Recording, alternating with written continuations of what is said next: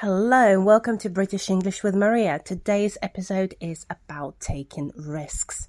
And I've been inspired to do this podcast because actually, we think that taking risks is about for the bold, for the brave, for the special people. But actually, what I want to talk about today is taking risks doesn't have to be crazy. It doesn't have to be for the brave. It doesn't have to be for special people. Anyone and everyone can take risks, and actually we do take risks in life. We just do not realize sometimes that's what we do. And in fact, me starting this podcast in the beginning, I had no idea if anyone would actually listen to me babbling on and talking to myself. But as I saw the numbers grow and people downloading my episodes, I realized, well, I have to persevere. But that was the fear, right? I was so afraid of speaking into my microphone, sharing my thoughts, my ideas, which maybe some people would find ridiculous. And I was afraid of that feedback and those thoughts and just failing, really, right? The fear of failure is very, very big.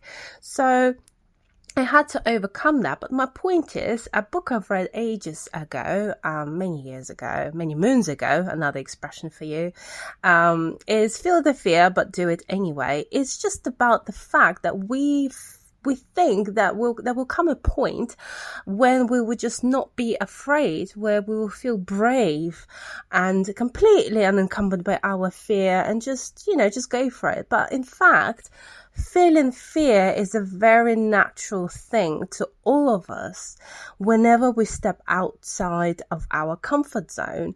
And the point is to get comfortable with this uncomfortable emotion, to embrace it and go for it anyway. And why do we do it? Why do we take risks? Well, let's think about what it means to actually take risk. Taking a risk, as I mentioned, is stepping outside of your comfort zone.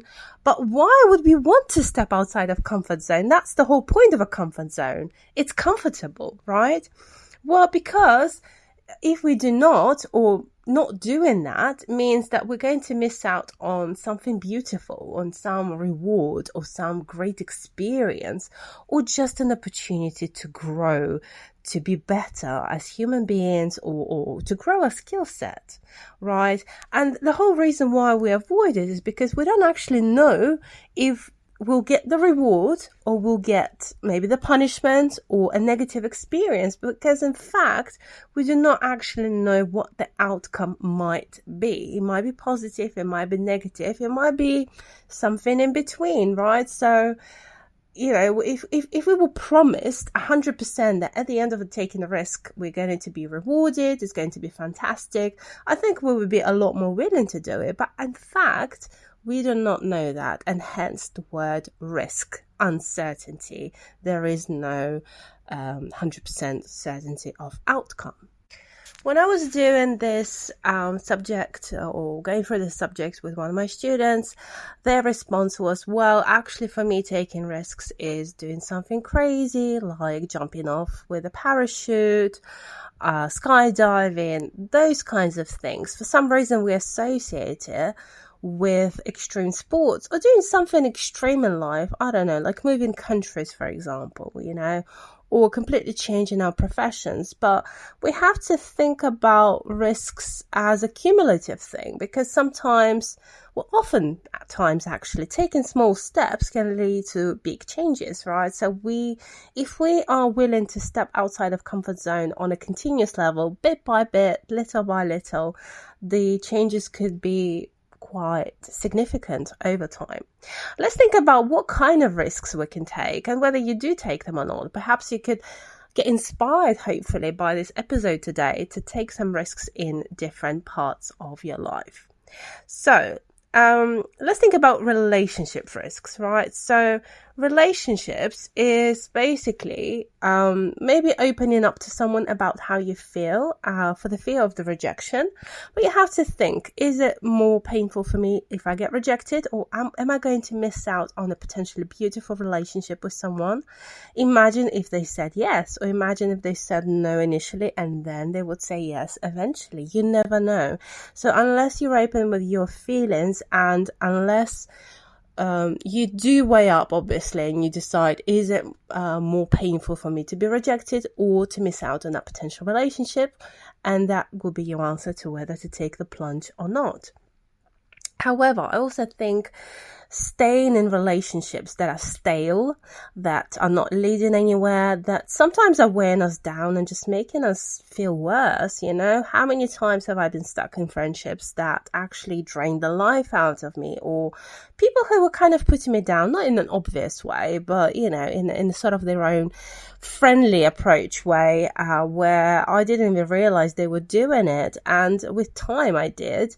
But actually, time came to cut loose ends and to end those relationships. So sometimes just cutting people out of your life is also a risk, because you don't know. You create that hole, right? So suddenly you don't have that person in your life, and you don't know what will be next. Will someone else come to take that place? Will you be just completely lonely without that person?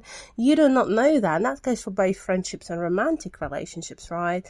But you have to, again, decide, is it more painful to stay in that relationship, or is it more painful to jump into the unknown and open yourself up to the possibilities that there is a better relationship out there for you?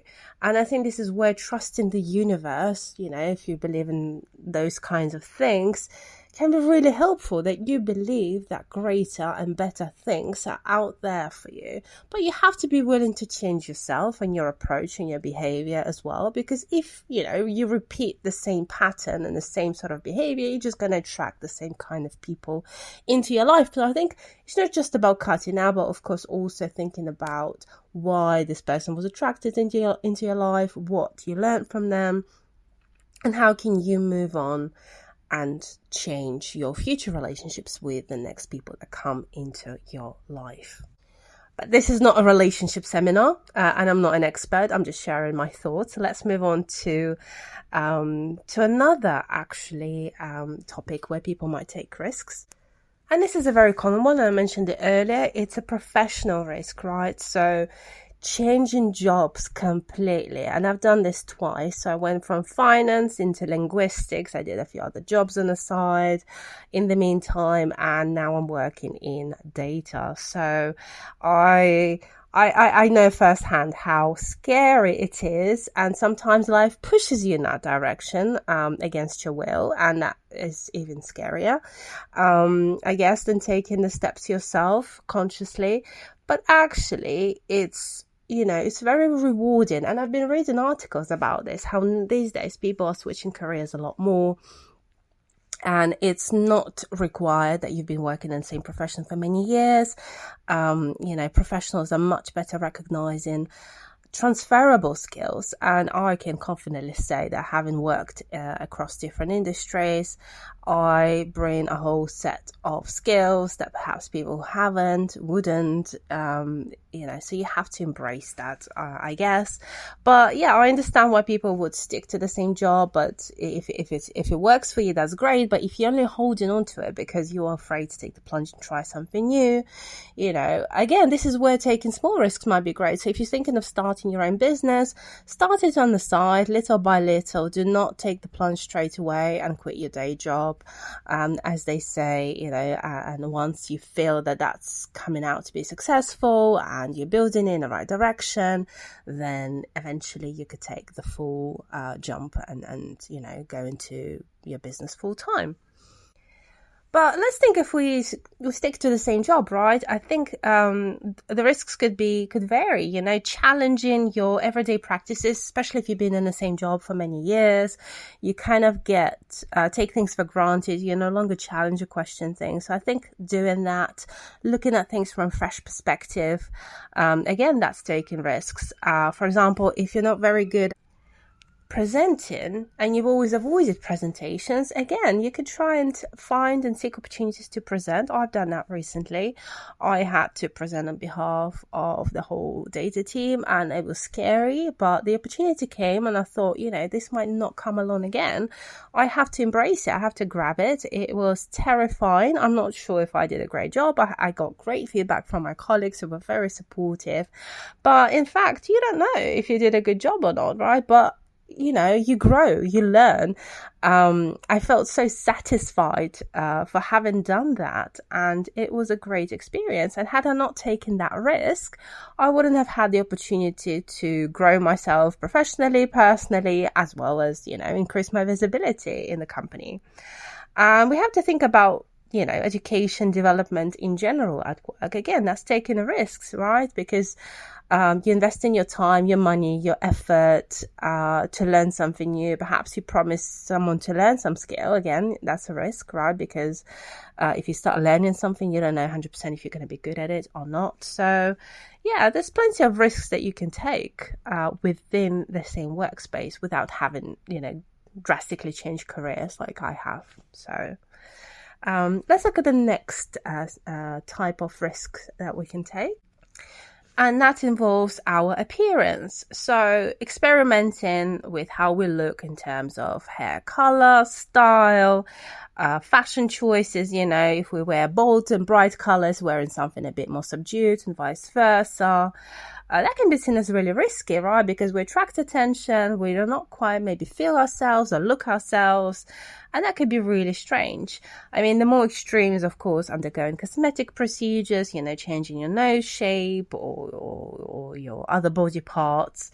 And again, you might do it for yourself, you might do it because of society's expectations, but that's a risk, right? I mean, that's a major intrusion to your body in itself, but then it's also a risk of how you will feel and how you'll be seen by the people. Some things are easier to reverse than others, like hair color, but cosmetic procedures is a bit more long-lasting and more difficult to reverse. So I guess, you have to weigh up the risks versus what you're trying to achieve and decide whether it's worth going for. Another major risk that I love, and I talked about it in my other episode, The World's Your Oyster, is about traveling. And it doesn't have to be big, right? It could be something as taking a different route, walking in a different direction, exploring your city in a different neighborhood, just going and just exploring without any expectations. That's a risk, and it's exciting. This kind of risk is very, very exciting. You explore, you learn, you discover. You might not find anything interesting, and that's fine. But I think just taking that plunge and stepping out of your comfort zone can be very exhilarating and very rewarding in itself, because you realize you are able to cope with something unexpected, new, and it's just great for yourself personally. I mean, I highly recommend that. We have a lot of different kinds of risks. We can take financial risks, right? We can invest money into something. Again, this has to be very prudent and calculated, right? We cannot just throw money down the drain. Playing the lottery is a risk, major risk, and this is a risk where you probably know you'll lose, but the investment is very minimal compared to potential outcome of winning a big sum of money. So that's why people play lottery. You've got health risks where people, you've got negative risks as well, such as smoking or overeating. But this is the kind of risk we probably have to avoid, and we know there's no benefit to it other than immediate satisfaction and pleasure. But in the long term or even medium term, the repercussions are always negative. And just one final one I want to mention is technological risks. Trying out new things, new technologies like ChatGPT, buying a brand new model of something, I don't know, VR. I haven't tried that one yet. So some of us are more tech savvy than others. I do like trying new things, but I'm not as pro tech as other people. I tend to be trying things a little bit later once they've been established and tried by other people. I do not like to pay top money for something when it's just been released. But yeah, it's great to try new things in general, I think. So this is where risk is really, really great. So my time is up. Thank you so much for tuning in and listening to me today. British English with Maria. You can tell this has been a really interesting topic for me. I hope it has been for you, and you've learned some useful vocabulary for yourself today, and hopefully been inspired to take some risks in your life, hopefully for the better change. Thank you for listening. Have a lovely day.